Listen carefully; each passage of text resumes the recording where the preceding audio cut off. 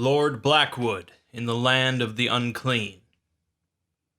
The SCP universe is so often focused on horror, nightmarish anomalies, and things that lurk in the night, but there is a scattering of practically every other genre of fiction as well.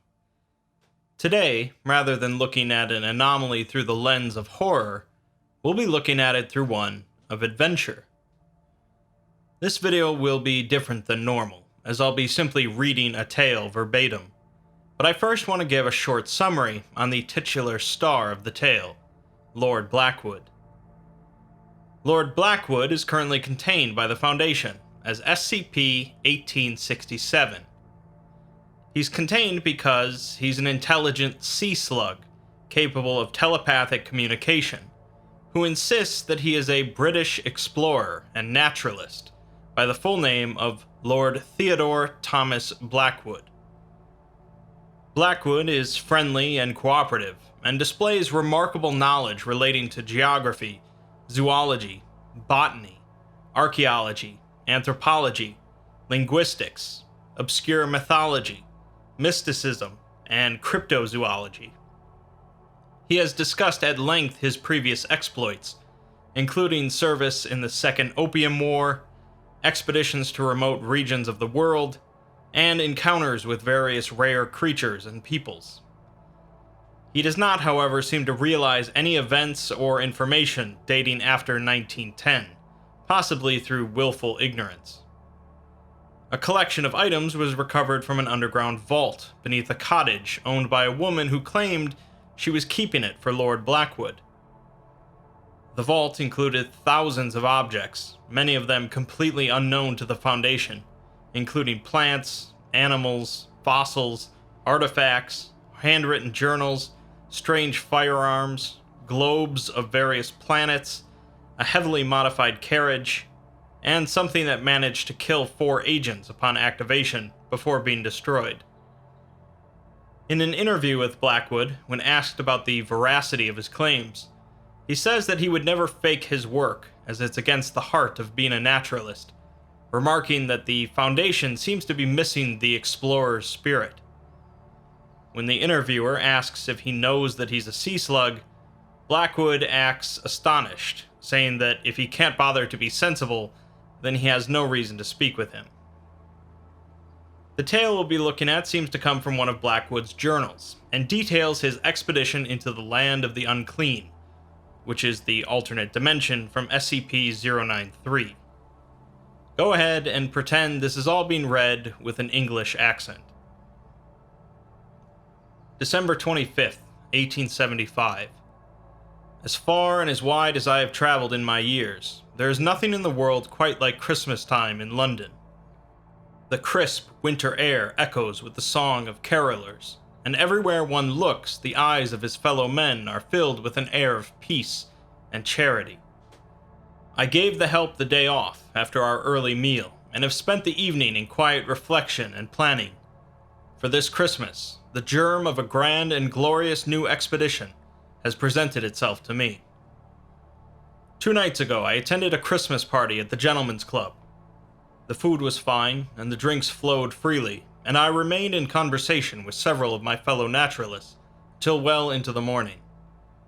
Shortly after midnight, our discussion turned to the topic of the supernatural, and Mr. Wallace, the famed father of evolutionary theory and a noted spiritualist, told me of a most unusual occurrence he had heard of recently. An associate of his had recently returned from the Levant with a most unusual artifact, a small red disc, fashioned perhaps of cinnabar, carved with runes he thought to be an early form of Phoenician, or perhaps Cretan. When left to its own devices, the object would roll about on its own and reach great speeds, breaking through walls and crushing anything in its path, until it came to rest upon a mirrored surface. A man could pick it up easily no matter how fast it moved, he claimed, and until it was set down it would glow brightly in strange colors.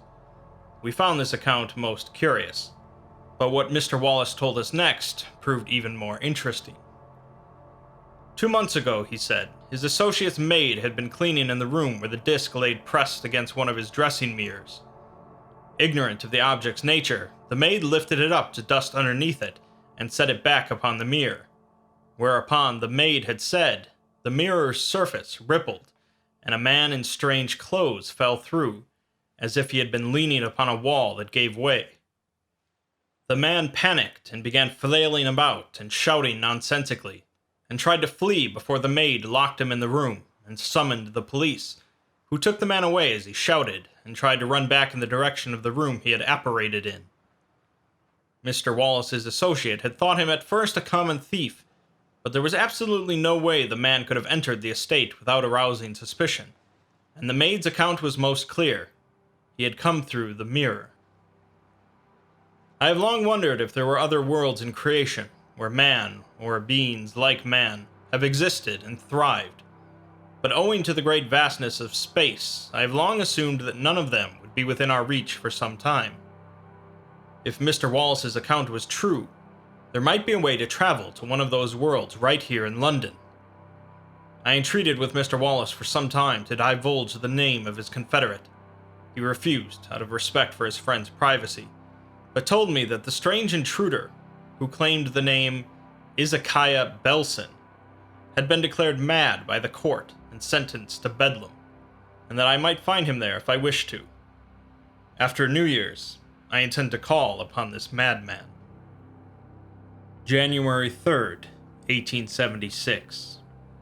The fact that an institution like Bedlam is allowed to exist in our great nation is an affront. Were a man not already mad upon entering these walls, the circumstances of his internment would make him so. I did my best to avert my eyes from the lunatics packed into dingy cells and overcrowded wards, as a porter led me to a padded cell where the man called Ezekiah Belson had been locked away alone. None of the doctors had been able to speak to him, she said. If I wished to try, I was more than welcome to do so. A gruff-looking jailer with a large and ancient-looking keyring unlocked the door, and I invited myself inside, where Mr. Belson sat alone in the corner.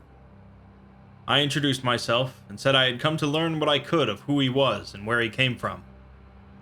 He did not respond at first and turned his head away, mumbling under his breath.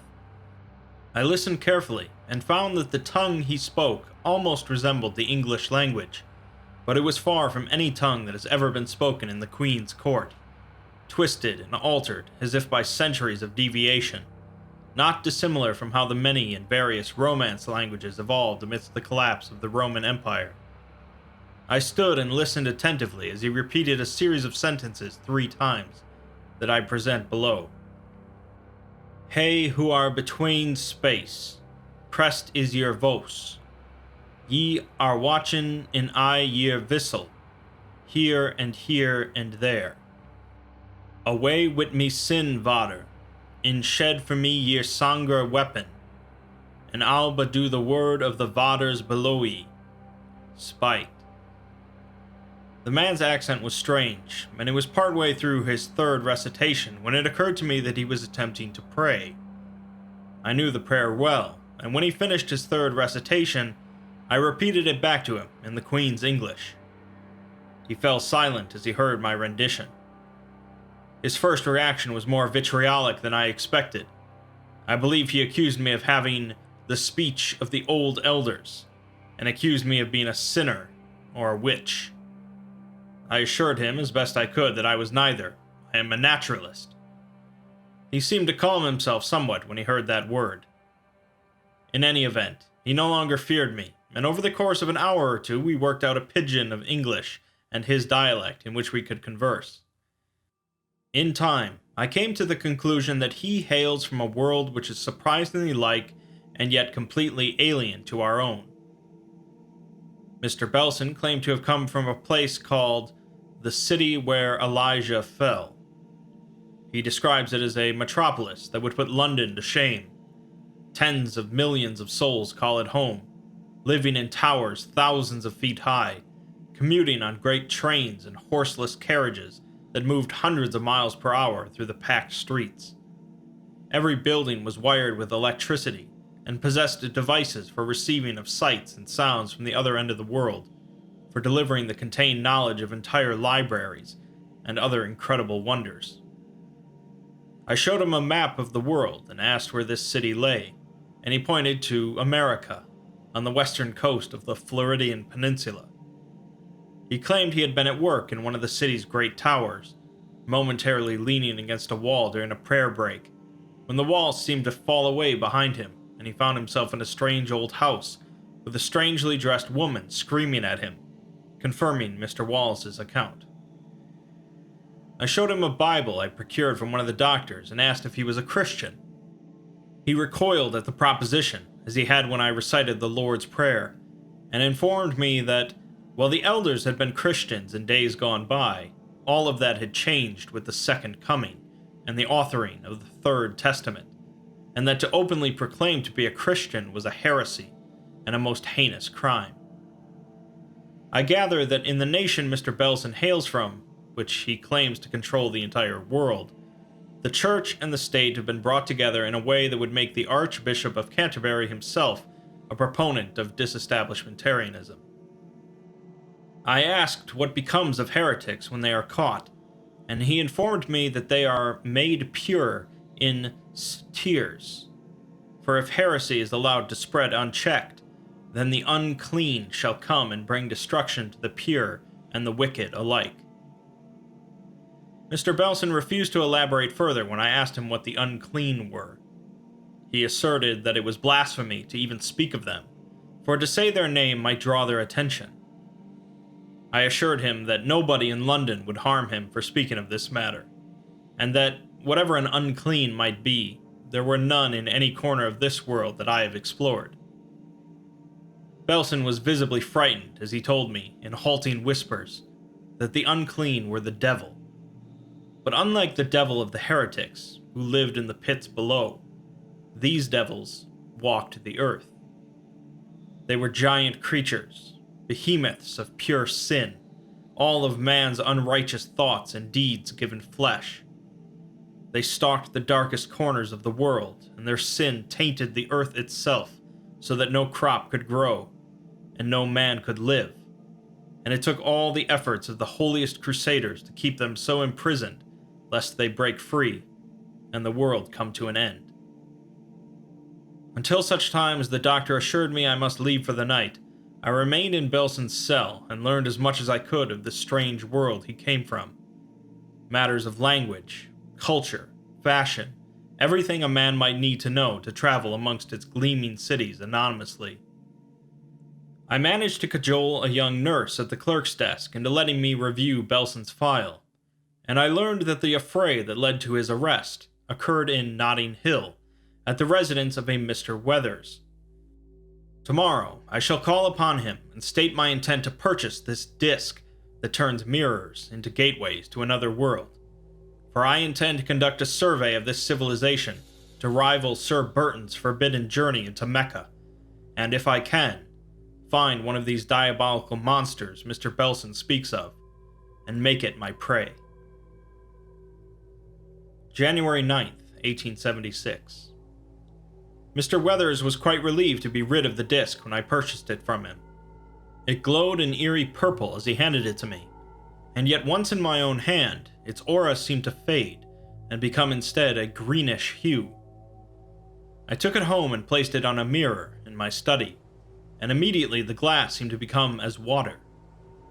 I saw a pastoral scene not unlike that which one might behold in our own countryside, a farmhouse in the distance, tilled fields with tall crops between.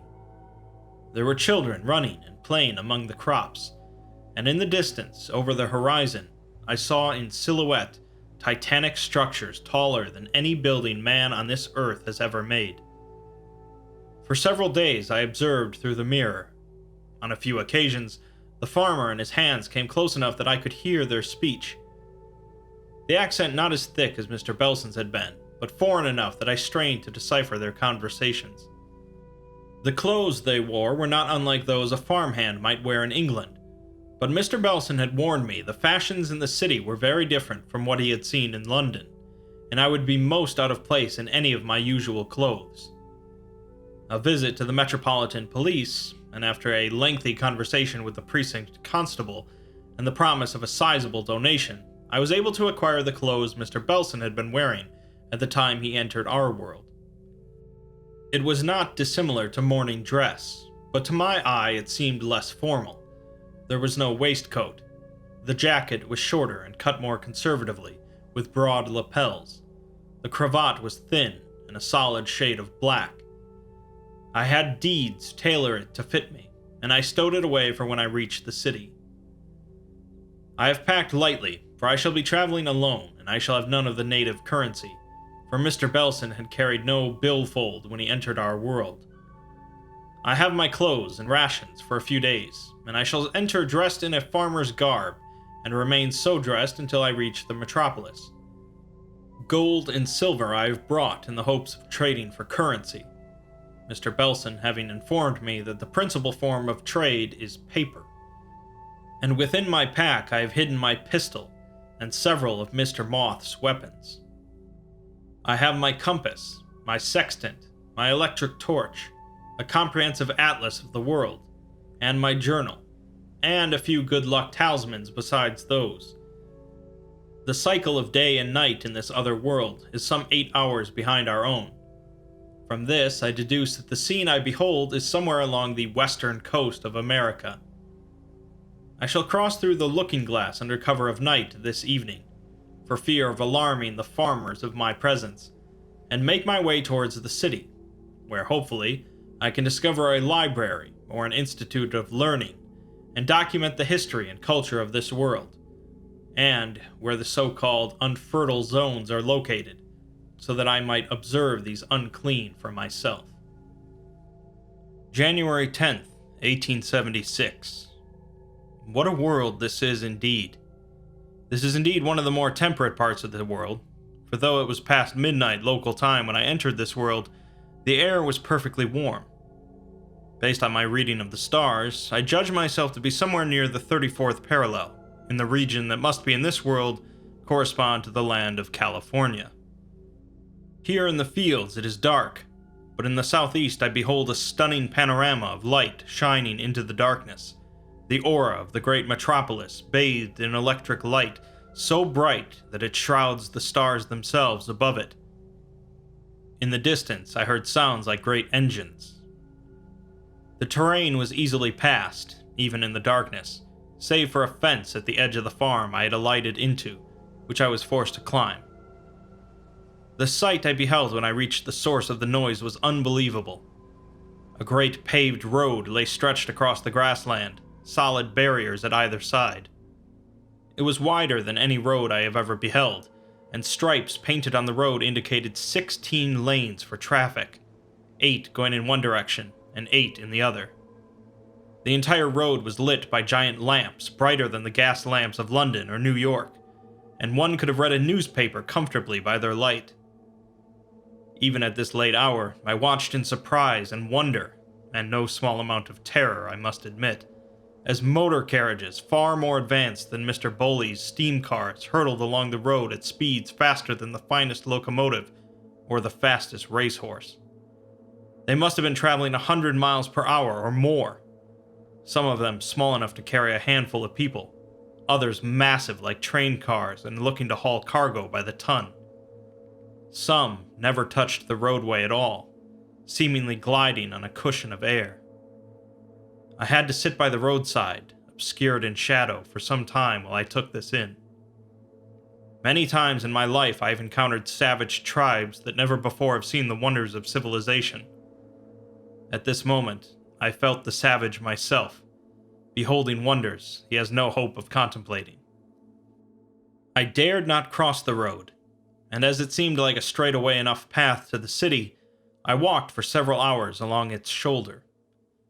It was difficult to tell in the darkness, but it looked to be about 30 miles to the outskirts of the city, and I judged it would take well past midday to reach the inhabited areas. I feared that any of the carriages hurtling by might at any moment careen out of control, and catastrophe would ensue, and I wondered how any man could bear such speeds. The eastern sky was beginning to show the tint of dawn when one of the carriages slowed to a stop on the edge of the road, next to me. A door opened, and a voice from within asked if I desired a ride into the city. I have never been one to rely on the charity of strangers, but I was curious to examine one of the carriages from the inside and accepted. It was scarcely a quarter hour before we were among the crystalline towers of the metropolis.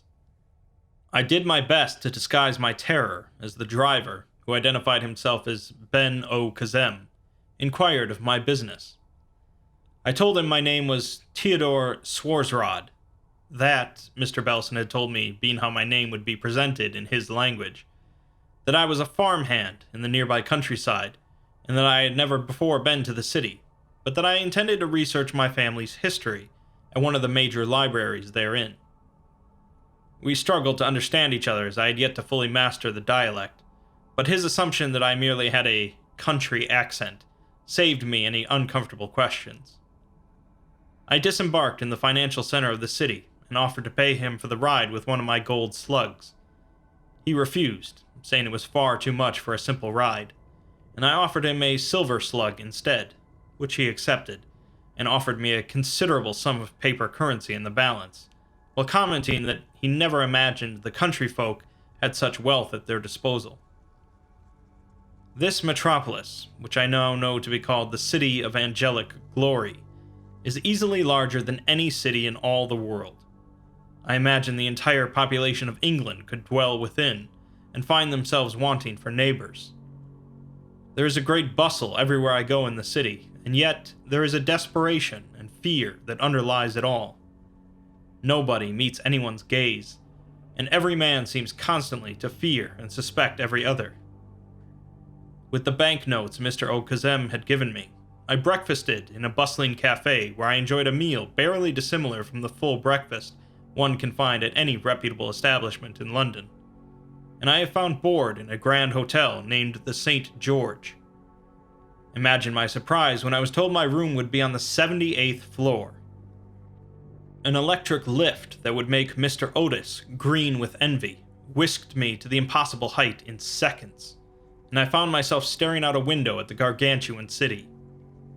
Towers like the one in which I stood jutted out in all directions, many of them extending hundreds of feet even above my own vantage point.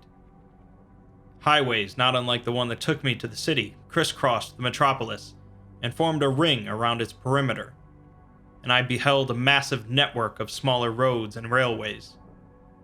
The hotel concierge has given me directions to the civic library. Tomorrow I shall seek it out, but for now I must close the curtains on this impossible scene and rest, for I find myself overwhelmed and weary. January 11th, 1876. My findings at this city's great library have shed much light into the nature of the world I now find myself in. The library itself stood 12 levels high, not as tall as many of the other buildings in the City of Angelic Glory, but easily taller than any institution of learning in London. A librarian guided me to the 8th level, where I would find books of history and geography, and I spent the day immersed in study. Though the books are written in strange letters that do not resemble any I have ever seen, I have found somehow that I am able to understand them as if it were common English writing. A comparison of a world map to the one in my own atlas confirmed that I was in the land of California, in about the same area as a town that in our world is known as Los Angeles. Many great cities in this world stood in the same place as cities in our own, though none shared the same name. London was here called the City of Winston's Stand, and Edo the City of David's Triumph. I saw no national boundaries on the map, though there were many names indicating different regions. The United Lands of the Sun, Aphasia, the Land Bountiful. The only divisions indicated were between the Blessed Lands, colored green, and the Unfertile Lands, colored red. There were unfertile lands spread across the globe, though I found the distribution most uneven. In North America I saw but 7, and in Europe 4, while Africa had dozens, and almost the entirety of China was covered by them. I found that the Bible exists in this world, but it is a Bible very unlike our own. It is about 1,000 pages longer, and is divided into 3 sections, named the First, Second, and Third Testaments. The First and Second Testaments are similar to the Old and New Testaments of our Bible, but have been extensively rewritten.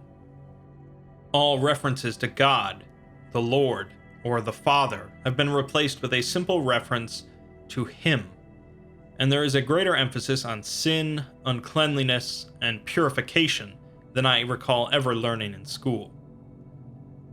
The Third Testament appears to have been written in the 17th century, and as I had not the time or inclination to read it in full, I referred to a history book about what is referred to in this world as the Second Coming. Prior to the year 1621 or so, I found, the history of this world had been much like our own, aside from certain linguistic and cultural details, and an indication that the widespread colonization of the Americas had begun several hundred years earlier. In that year, the being called Him made itself known to the people of the world, and nations worldwide proclaimed it to be their God. He provided them with great advances in technology and medicine, which were the impetus of the advanced civilization I now beheld. But war broke out across the world over the question of which nations were most worthy of His love. When He beheld the devastation that His children had wrought, He wept, and where His tears fell, those who tasted of them were purified of sin and lost their inclination to fight. But those who refused to cease in strife, those who were consumed by sin and evil, their wickedness was magnified in His absence, and took form until it became the unclean, the giant abominations that to this day lurk in the unfertile lands. All life that the unclean encounter is destroyed utterly. Men and women, animals, even plants are all consumed by the creatures and vanish into thin air, leaving behind only the ichor of sin it discharges when it feeds. Agents of the church known as the Blessed Militia guard these lands, and do constant battle to keep the unclean imprisoned within. In time, the United Lands of the Sun brought together the nations of the world under the rule of a theocracy, governed by a man called the Most Holy Father. There were 10 ranks of the clergy, from the Most Holy Father himself to the Blessed Fathers at the bottom, whose hierarchy comprised not only the church, but the courts, the legislature, and the executive powers of government. The judicial system was not unlike English law, though it incorporated elements similar to the canon law of the Roman Church, and the clergy were exempt from its direct judgment, for only the Most Holy himself could pass judgment on them. The death penalty was unknown. Those who had committed great crimes were bathed in a compound called the tears, supposedly refined from His own weepings, and if they survived the trial, the urge to sin was cleansed from their mind. As luck would have it, one of the few unfertile lands in this country is located in the deserts 100 miles east of this city. On the maps, I spotted a railway line that draws dangerously close to this border. Interestingly enough, I noticed that almost every city had a rail line leading directly into the unfertile lands as well, but those were marked as for militia use only, and I deemed them inaccessible. Tomorrow I shall travel on the train that passes this border, and find a way to depart as close to the edge as possible, and determine whether I can smuggle myself into this forbidden land. I know not how much of the history I've read is true, and how much is hagiography concocted by the church, but soon I shall find out. January 14th, 1876. I am lucky to have escaped the events of the past few days with my life, but even now I may be doomed. My entry into the unfertile lands was uneventful. I was able to excuse myself stealthily from the train during a brief stop, and hiked but a few miles under the desert sun to the edge. The perimeter in this region was guarded only by a fence with prominent signage. Warning: unfertile lands, unclean within. Blessed militia only beyond this point. By order of the Regional High Father, City of St. Francis's Triumph. The Blessed Militia, I assumed, must have some means of tracking the unclean and preventing them from crossing the borders of this country. I, on the other hand, would have to rely on luck and providence. I could smell the unclean for hours before I spotted it. Nothing grows in this land, and there is no running water, nor so much as a buzzard in the sky, but the air hangs heavy with the undeniable stench of death, worse than the foulest Scottish abattoir, or the banks of the putrid Ganges. I could have been sick, but I steeled myself and pressed onward in the direction from which the stench seemed to be its strongest. I assembled and readied the destabilizing musket I had carried in my pack, a special model Mr. Moth had prepared especially for this expedition, and bringing to bear considerably more potential for atomic disassembly than the standard models. I spotted it after climbing a ridge and almost turned away and retreated right away. I had expected a creature the size of a man, or not much larger. The abomination I beheld was easily 500 feet long and dozens of feet tall. It was almost the shape of a man, but it had no legs. Two arms that seemed to grow and shrink as they moved dragged a massive trunk across the desert sands, while a head with no face seemed to loll and stare at nothing in particular. Its skin, the tone of a white man's, was smooth and hairless across its entire body, and it made no sound as it seemed to crawl about aimlessly. A brown ichor seemed to ooze from it before quickly evaporating. It was no wonder the people of this world thought these things to be devils made flesh. Even with my heavy destabilizer at the ready, I was obviously ill-equipped to hunt a creature of this size. I observed for several hours as it seemed to crawl aimlessly in the same general area, with no particular direction or agenda, taking notes and making sketches. It was late in the afternoon when I determined I would have to turn around. A train bound in the opposite direction would pass by shortly after nightfall, and I intended to board it and return to the city. But luck was not with me. As I stood from my hiding spot upon the ridge, the Unclean's head turned in my direction, and it stopped its incessant crawling about. Though it had no eyes or ears, it somehow knew I was there.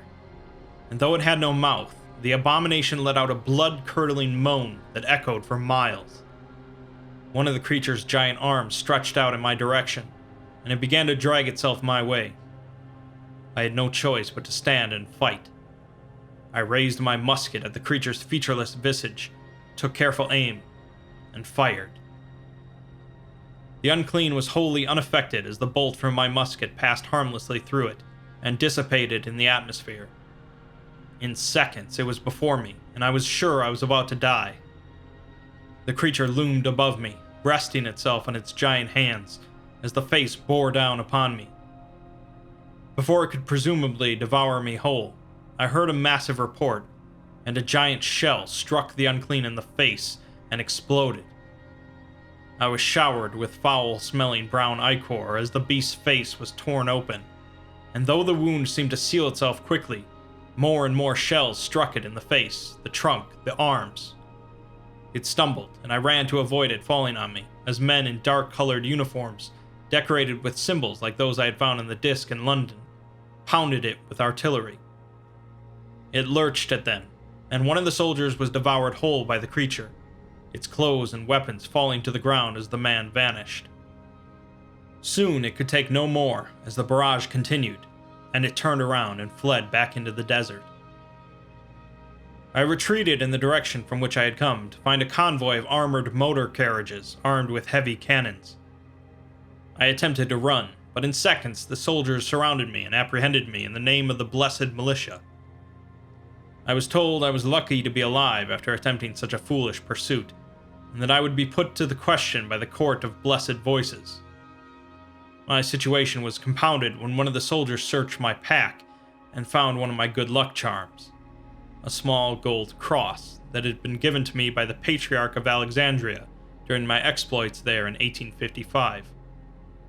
The soldiers immediately declared me a heretic, and some were of the opinion I should be shot then and there, or taken back for the Unclean to devour.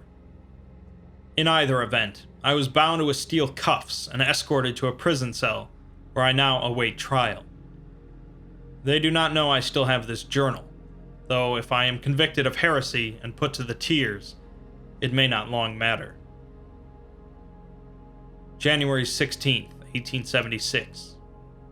I was brought before the court of blessed voices yesterday. The scene I found myself in looked like a scene out of the Spanish Inquisition. 3 men in arcane robes beheld me from atop the judge's bench, while I stood in the dock guarded by the blessed militia. The senior judge advised me I had been accused of heresy and trespassing in the unfertile lands, and that I faced the tears, and demanded my plea. No lawyer had been provided of me, and I expected nothing resembling a fair trial if I contested the charges. Yet if I pled guilty, I would surely be put to the tears, and my mind torn apart by that mysterious concoction. Recalling that the laws of this land were similar to those of medieval England, and that no member of the priesthood might be tried by them, I took a gamble and insisted that I was a man of the cloth, and thereby was entitled to benefit of clergy, the ancient right of a holy man to avoid prosecution by proving his ability to read from the Bible. The judges were most skeptical of this proposition. Even in this nation, the benefit of clergy was an outdated right, for many more people could read in these days than simply the priesthood. A reference to their legal texts, however, found that the right had never been disestablished. I was told I could attempt to exercise that benefit if I wished, but that it would then be up to the Most Holy Father himself to judge my fate, and he would be less forgiving than this court. I hoped for nothing less than to play for time, and I agreed. It was decided that I would be expected to read 3 verses. One of the strange Bibles of this world was placed before me and opened to the Third Testament, and I was asked to read a passage called Edward 7:22. As before, the strange lettering of this world's language made itself clear to me, and I read, "Be free of sin, therefore, as he and his angels are free of sin. For wherever evil transpires in the hearts of men, the unclean walk among us." Next, the book was opened to the First Testament, and I was asked to read Psalm 23:4. It was most unlike the version I had learned in chapel many years ago, but I read it clear and true. "Though I walk in the land of the unclean, I will fear no evil, for you are always watching. Your voice and your sight protect me." I was surprised when the judge closed the book and proclaimed I would have to prove myself by reciting the 3rd verse from memory. I was challenged to recite Matthew 5:38-39 from the Second Testament. I knew well enough the verse in King James Bible, but I had no way of knowing how it might have been presented in this world, or even enough of their strange theology to guess. I felt doom creep upon me, and decided to do the best I could, and closed my eyes as I recited the verses I knew. "Ye have heard that it hath been said, an eye for an eye, and a tooth for a tooth. But I say unto you, that ye resist not evil, but whosoever shall smite thee on thy right cheek, turn to him the other also." The judges did not at first respond to this reading. They retreated to their bench and discussed amongst themselves for a few moments, and one departed briefly, returning with a truly ancient book, which they examined while conferring further. I wondered if reciting the verse in its original form might have only confirmed their accusation of me, when my bonds were removed, and I was ordered to follow the chief judge to his chambers. Seated behind a magnificent desk of fine ebony, the chief judge informed me that I had correctly recited the verse in question as it had existed in the ancient Bible, before the Second Coming. Those old texts were forbidden to the public. Even the heretic sects made do with modern versions, and the only known copies in existence were in possession of the Church Fathers themselves, for their personal study. The book he had examined was the only ancient Bible in the entire city, and before today had not been removed from safekeeping for over 50 years, and yet I knew its verses by heart. Therefore, he said, it was obvious that I was at the very least a Holy Father, one of the 3rd highest echelon of the clergy, who had traveled incognito to his land for some purpose. Though he had no power as a mere blessed voice to compel my obedience, he asked why I had come, and what I had been doing in the unfertile lands with a heretic's cross and a strange weapon that was useless against the unclean. An opportunity had been granted to me, and I chose to take advantage of it. I informed the Blessed Voice, a senior member of the Church's Scientific Research Division, conducting tests on the development of improved weapons for suppressing or even killing the unclean. I told him my destabilizing musket was the product of this project, and it had shown promise in tests against tissue samples, and I had been delegated to test it myself in the field. Unfortunately, it had not lived up to its promise, and further refinements would obviously be needed before it could live up to its full potential. The cross, I claimed, was merely a trophy I had taken from a heretic in the priesthood after I exposed his treason. To my surprise, the Blessed Voice did not question my account at all. So great the respect for and fear of authority is within this nation, I suspect, that the mere supposition that I was his superior was enough to put me beyond reproach. By the end of our meeting, he had offered me access to a laboratory in the Blessed Militia's base at the edge of the unfertile zone. I accepted his proposition, and today I found myself examining a facility which makes the laboratory in my own estate look like a child's plaything.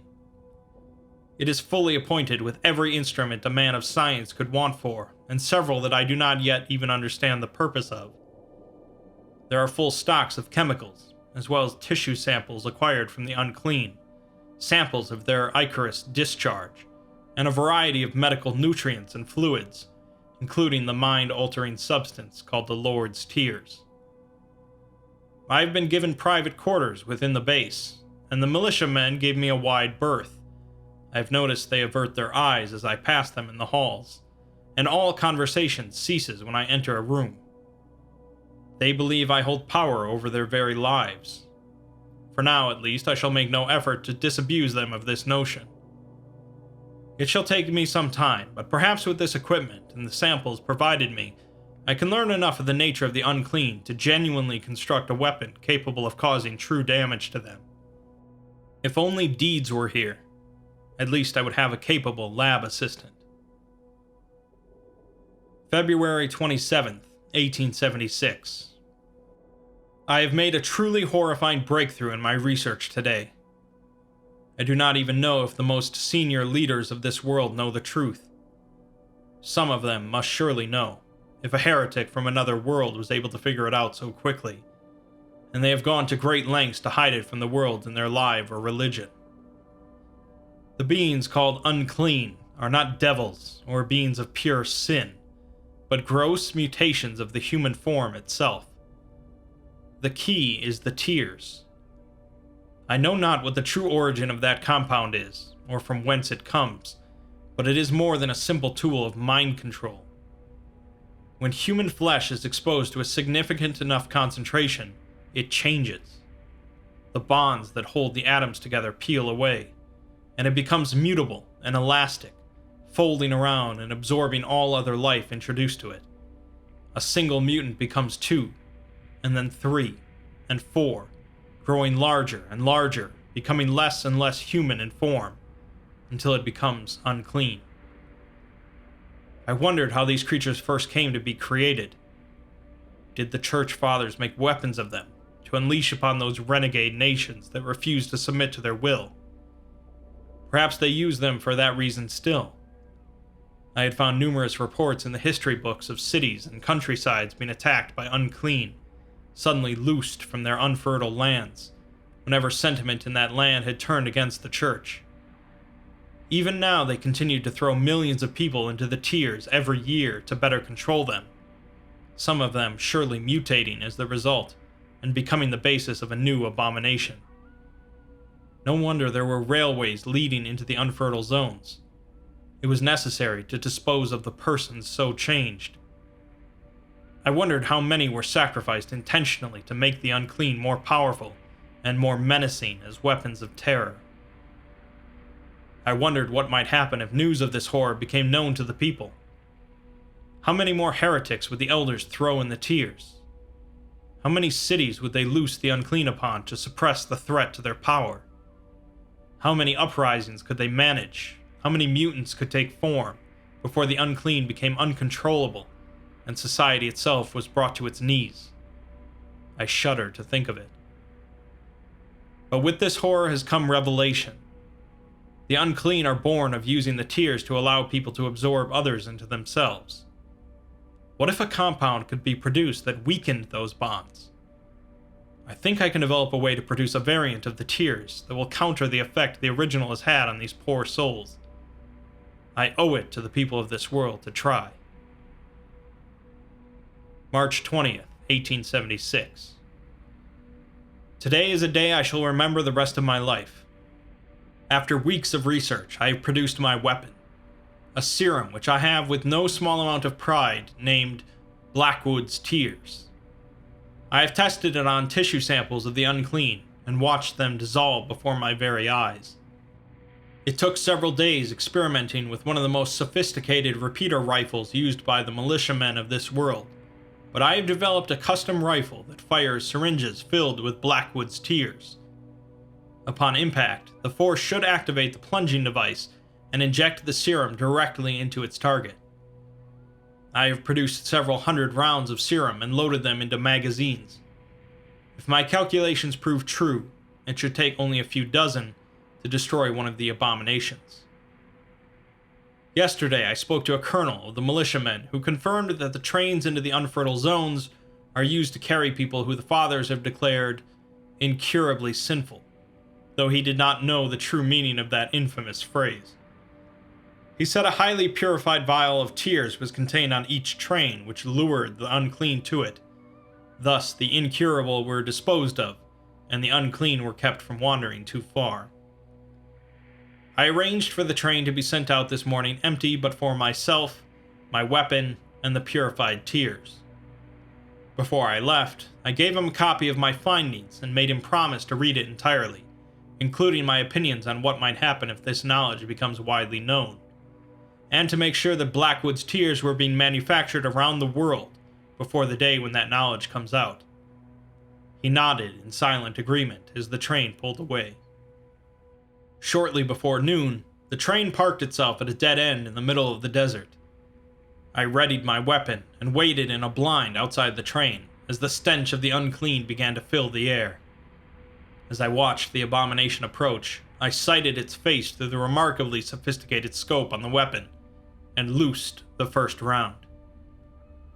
The unclean screamed with a fury unimaginable. I almost dropped my gun and collapsed in agony, but as I watched through the scope, the creature lurched and seemed to grow a few feet smaller than it had been before. I fired another round, and a piece seemed to vanish from its head, but now it had sight of me, and it was coming in my direction. I loosed several more rounds before I was forced to run. Pieces of flesh seemed to be sloughing off the creature as it dragged itself in my direction, its screams piercing the air with a deafening madness. I ran blindly, turning occasionally to fire in its direction, changing magazines from time to time.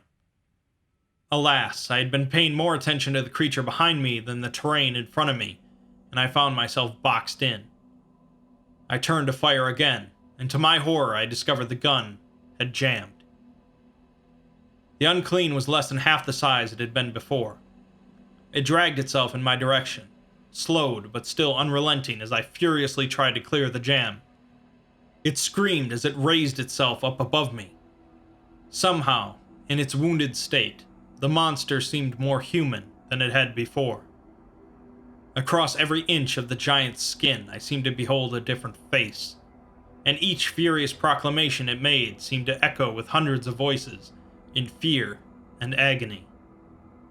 I was still trying to clear the jam when it began to bear down on me, and I thought I was soon to join the souls that comprised that thing in their unceasing damnation. But when the titanic head was barely feet away from me, it stopped. The unclean held itself motionless above me. It could have moved in for the kill at any time, but instead it waited as I cleared the jam, and seconds later my weapon was ready to fire. I understood. The unclean was an amalgamation of cursed souls in eternal pain and confusion, seeking a release that was forever denied to them. The thing before me wanted to die. I aimed my weapon, closed my eyes, and emptied the magazine into its faceless visage as it screamed a final time, and the scream was instantly cut short, echoing across the desert before dissipating entirely. When I opened my eyes, a scene of utter carnage lay before me. Of the unclean itself, there was no sign, but instead, hundreds of men and women and children, naked as the day they were born, lay sprawled across the desert plains, dead or dying. I walked among them and saw young and old, gasping for air in their final moments, for none of them lasted more than a few moments before expiring. Among the crowd I spotted a face I recognized, the soldier of the blessed militia who had been killed, so I thought at the time, in the attack that saved my life. As I looked at the dying man, his eyes met mine, and he spoke 2 words. Thank you. I made my way back west in the direction I had intended to flee in January, and boarded the train back to the city of angelic glory. The faster I can put this scene and these unfertile lands behind me, the better it shall be for my sanity. March 23rd, 1876. I returned through the mirror to London before dawn in the morning of this world, arriving back in my study just after noon London time. I was most thankful to find the gateway still worked.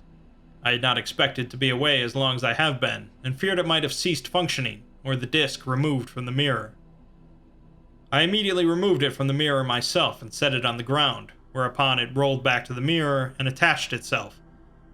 But having not been placed there by a human being, the mirror was only a looking glass, and the portal to that world and the horrors that populated it was, for now, sealed. I do not think I shall journey to that world again. The unclean were monstrous enough, but there is a certain irony in the fact that, as alien and terrifying as they were, the greatest evil to populate that land was man itself. For it was the leaders of men who must have created the unclean to begin with, and who continue to allow their existence in order to perpetuate their reign of terror. The gun and the Blackwood's tears I have brought back with me shall likely prove of little use in this world, but I shall store them at my house in the country for now. For if the being that provided the tears to that earth ever visits our own, the compound may one day prove of great utility. I visited Mr. Belson again today at Bedlam. I told him of my journey to his land. What I had learned there I kept to myself, and that I had the means to return him there if he so desired it. He declined. Having been gone so long, and having vanished so suddenly, he would surely be under great suspicion if he returned, and would likely be put to the tears, a fate that I now wished on no man. I have promised to vouch for him with the jailers and earn his release. I told him that when and if he becomes a free man, there shall be a position available for him in my household staff, if he desires one. Deeds was very fascinated by my tale of my adventures in that parallel earth, and suggested I publish it. But who could believe such a fanciful story of worlds accessible through a looking glass and gigantic horrors? Perhaps I shall present it as fiction in one of the penny journals that have become so popular among the working class. For whether they regard it as true or not, I suppose it does make a most entertaining yarn.